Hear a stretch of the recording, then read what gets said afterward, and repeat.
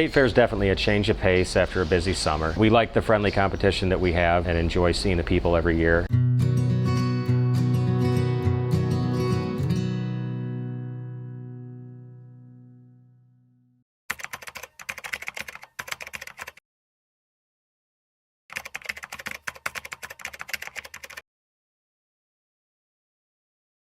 My grandfather was a Swiss immigrant, came here in 1900, wanted to have his own farm, worked for 14 years for other farms, and finally had enough money to afford a down payment on this farm in 1914. We've got about 200 acres that we own of farmland, and my grandfather and my father owned it, and I did too. But it's not for us to just own, we're going to sell it. We just own it for a while over here.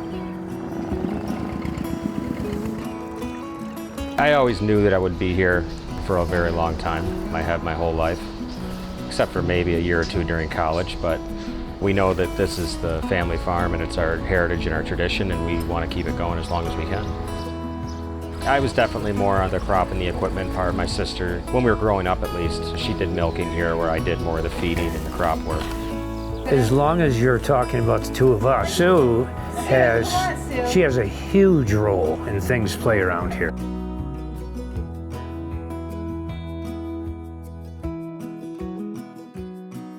If she wasn't here, the farm wouldn't be here. Oh, thank you.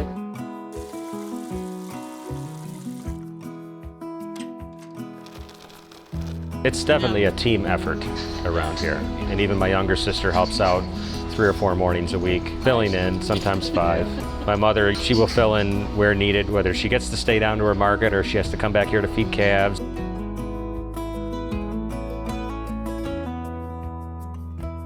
My grandfather, in 1938, won his first grand champion at the State Fair, and he beat several of them. That was when it really kicked in for him. He won breeder and grand champion cow in 1938, and that might have been the springboard for the whole family, is that we can do it, so let's keep going. You know, he got a 3rd place ribbon in 1921, but he scratched and clawed and kept breeding cows and breeding cows. I heard a story, I think my father told me, I don't even know if I believe it or not. One of the first years they went to the State Fair, they didn't truck him in, they walked him in. They walked him right through Fairmount and Solvay, they walked him. Knowing my grandfather and my father and my uncles, and they'd do anything he said. He said, everybody grab a cow, we're walking him in. When I was a young guy, my teens and 20s, there were so many of these herdsmen or master cowmen around that had grown up through the 20s and 30s. People my father's age or even older that knew so much about the show business, at least the way things were done back then. They were looked upon very highly across the whole country because of their expertise in it.